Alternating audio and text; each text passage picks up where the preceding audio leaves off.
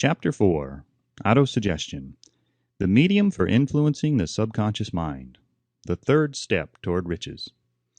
Autosuggestion is a term which applies to all suggestions and all self-administered stimuli which reach one's mind through the five senses. Stated in another way, autosuggestion is self-suggestion. It is the agency of communication between that part of the mind where conscious thought takes place and that which serves as the seat of action for the subconscious mind. Through the dominating thoughts which one permits to remain in the conscious mind, whether these thoughts be negative or positive is immaterial, the principle of autosuggestion voluntarily reaches the subconscious mind and influences it with these thoughts. No thought, whether it be negative or positive, can enter the subconscious mind without the aid of the principle of autosuggestion, with the exception of thoughts picked up from the ether. Stated differently, all sense impressions which are perceived through the five senses are stopped by the conscious thinking mind and may be either passed on to the subconscious mind or rejected at will. The conscious faculty serves, therefore, as an outer guard to the approach of the subconscious. Nature has so built man that he has absolute control over the material which reaches his subconscious mind through his five senses, although this is not meant to be construed as a statement that man always exercises this control. In the great majority of instances, he does not exercise it, which explains why so many people go through life in poverty. Recall what has been said about the subconscious mind resembling a fertile garden spot in which weeds will grow in abundance if the seeds of more desirable crops are not sown therein. Autosuggestion is the agency of control through which an individual may voluntarily feed his subconscious mind on thoughts of a creative nature or, by neglect, permit thoughts of a destructive nature to find their way into this rich garden of the mind. You were instructed in the last of the 6 steps described in the chapter on desire to read aloud twice daily the written statement of your desire for money and to see and feel yourself already in possession of the money. By following these instructions, you communicate the object of your desire directly to your subconscious mind in a spirit of absolute faith. Through repetition of this procedure, you voluntarily create thought habits which are favorable to your efforts to transmute desire into its monetary equivalent. Go back to these 6 steps described in Chapter 2 and read them again very carefully before you proceed further. Then, when you come to it, read very carefully the 4 instructions for the organization of your mastermind group described in the chapter on organized planning. By comparing these 2 sets of instructions with that which has been stated on autosuggestion, you, of course, will see that the instructions involve the application of the principle of autosuggestion. Remember, therefore, when reading aloud the statement of your desire, through which you are endeavoring to develop a money consciousness, that the mere reading of the words is of no consequence unless you mix emotion or feeling with your words. If you repeat 1,000,000 times the famous Emile Coué formula, day by day and every way I am getting better and better, without mixing emotion and faith with your words, you will experience no desirable results. Your subconscious mind recognizes and acts upon only thoughts which have been well mixed with emotion or feeling. This is a fact of such importance as to warrant repetition in practically every chapter, because the lack of understanding of this is the main reason the majority of people who try to apply the principle of autosuggestion get no desirable results. Plain, unemotional words do not influence the subconscious mind. You will get no appreciable results until you learn to reach your subconscious mind with thoughts or spoken words which have been well emotionalized with belief. Do not become discouraged if you cannot control and direct your emotions the first time you try to do so. Remember, there is no such possibility as something for nothing. Ability to reach and influence your subconscious mind has its price, and you must pay that price. You cannot cheat, even if you desire to do so. The price of ability to influence your subconscious mind is everlasting persistence in applying the principles described here. You cannot develop the desired ability for a lower price.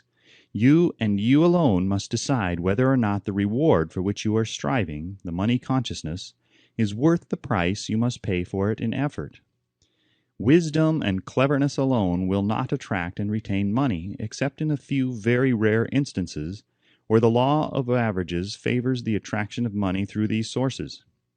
The method of attracting money described here does not depend upon the law of averages. Moreover, the method plays no favorites. It will work for one person as effectively as it will for another. Where failure is experienced, it is the individual, not the method, which has failed. If you try and fail, make another effort, and still another, until you succeed. Your ability to use the principle of autosuggestion will depend very largely upon your capacity to concentrate upon a given desire until that desire becomes a burning obsession. When you begin to carry out the instructions in connection with the 6 steps described in the 2nd chapter, it will be necessary for you to make use of the principle of concentration. Let us here offer suggestions for the effective use of concentration. When you begin to carry out the first of the 6 steps, which instructs you to fix in your own mind the exact amount of money you desire, hold your thoughts on that amount of money by concentration or fixation of attention, with your eyes closed until you can actually see the physical appearance of the money. Do this at least once each day. As you go through these exercises, follow the instructions given in the chapter on faith and see yourself actually in possession of the money. Here is a most significant fact. The subconscious mind takes any orders given it in a spirit of absolute faith and acts upon those orders, although the orders often have to be presented over and over again through repetition before they are interpreted by the subconscious mind. Following the preceding statement, consider the possibility of playing a perfectly legitimate trick on your subconscious mind by making it believe, because you believe it, that you must have the amount of money you are visualizing, that this money is already awaiting your claim, that the subconscious mind must hand over to you practical plans for acquiring the money which is yours.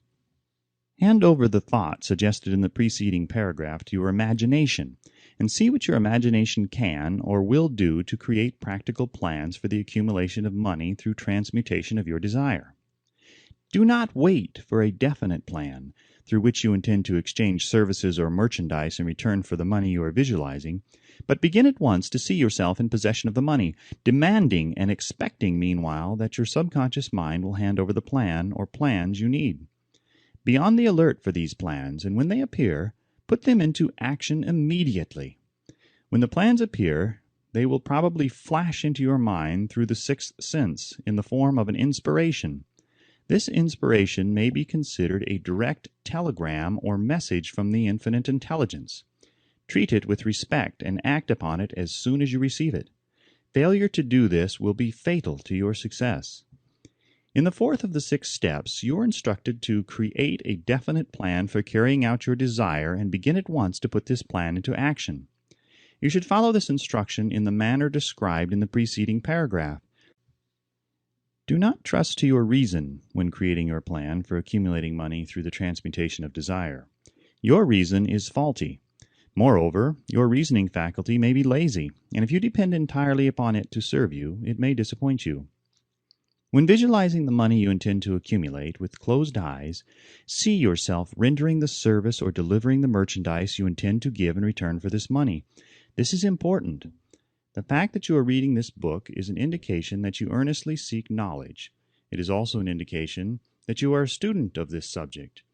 If you are only a student, there is a chance that you may learn much that you did not know, but will learn only by assuming an attitude of humility.